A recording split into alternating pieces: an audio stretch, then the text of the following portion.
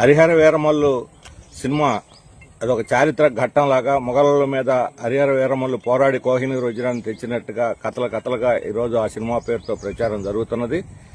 వాస్తవానికి చరిత్రలో హరిహర వీరమల్లు అనేవాడు లేడు. కేవలం మొఘలులు, కోహినూర్ వజ్రం ఈ రెండు వాస్తవాల మీద మిగతా అన్ని కూడా కల్పిత కథలు పెట్టి ఆ పేరుతో ముస్లిం వ్యతిరేక ద్వేషాన్ని పెంచేదానికోసం ఈ సినిమా ఉన్నట్టుగా ఆ ప్రచారాన్ని బట్టి వస్తున్నటువంటి ప్రేక్షకుల అభిప్రాయాలను బట్టి తెలుస్తా ఉన్నది.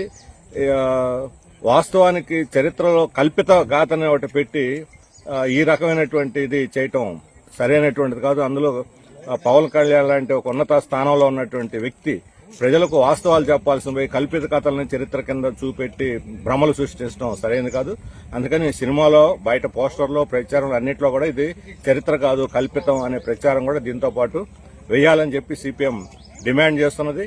అంతేకాదు కోహినూర్ వజ్రం అనేది ఇక్కడ కృష్ణా ఒడ్డున దొరికినప్పటికీ కర్ణాటక, ఆంధ్ర బార్డర్లో అది అక్కడి నుంచి రాజుల చేతుల్లోకి పోయి కాకతీయ రాజులు, అక్కడి నుంచి ఢిల్లీ సుల్తాన్లు, అక్కడి నుంచి మొఘల్ నుంచి నాదిర్షా నుంచి ఆఫ్ఘనీ రాజుల నుంచి సిక్కు రాజన్ సింగ్ రాజుకి, అక్కడి నుంచి ఫైనల్ గా బ్రిటిష్ వాళ్ళకి చేరి బ్రిటిష్ వాళ్ళు ఇక్కడ దొంగతనంగా మన దేశం నుంచి తరలించి పోయి బ్రిటిష్ అక్కడ రాణి కిరీటంలో దాన్ని పెట్టారు. ఆ తర్వాత భారత ప్రజల నుంచి వ్యతిరేకత రావడంతో అక్కడి నుంచి అది మ్యూజియంలో ప్రస్తుతానికి పెట్టి ప్రదర్శన చేస్తున్నారు. అది మన జాతీయ సంపద కోహినూర్.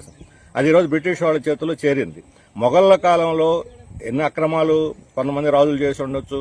ప్రతి రాజు మొఘలు ముస్లిం అని లేదు, హిందూ అని లేదు, రాజ్యకాంక్షతో మనుషులను చంపేశారు, భూములు ఆక్రమించారు, దుర్మార్గాలు చేశారు, మంచి పనులు చేసిన వాళ్ళు ఉన్నారు. ఈ ఫ్యూడల్ వ్యవస్థకు ప్రతినిధులు వాళ్ళు. అటువంటి సమయంలో మొఘళ్ళు కూడా చాలా యుద్ధాలు చేశారు, భూములు ఆక్రమించారు. కానీ ఆ కాలంలో సృష్టించబడిన సంపద అంతా మన దేశంలో ఉండిపోయింది. మొఘళ్ళు కూడా ఇక్కడే ఆఖరి మొఘలు చక్రవర్తి కూడా బ్రిటిష్ వాళ్ళతో పోరాడే చనిపోయాడు. కానీ ఆ తర్వాత వచ్చిన బ్రిటిష్ వాళ్ళు మన సంపదనంతా దోచుకొని బ్రిటన్ తరలించుకుపోయారు.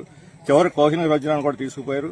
ఆ వాస్తవాన్ని ప్రజలకు చెప్పకుండా ఈయన పలుకుబడి, పవన్ కళ్యాణ్ గారి పలుకుబడిని మోడీ దగ్గర ఉంది, కేంద్ర ప్రభుత్వం మీద ఉంది, హోమ్ మినిస్ట్రీలో ఉంది, దాన్ని ఉపయోగించి ఈరోజు కోహినూర్ వజ్రాన్ని భారతదేశానికి తిరిగి రప్పిస్తే, లండన్ నుంచి బ్రిటిష్ వాళ్ళ చేతుల నుంచి విముక్తి చేసి మన దేశానికి రప్పిస్తే భారత ప్రతిష్ట ఇనుమడింపజేసిన వాళ్ళు అవుతారు.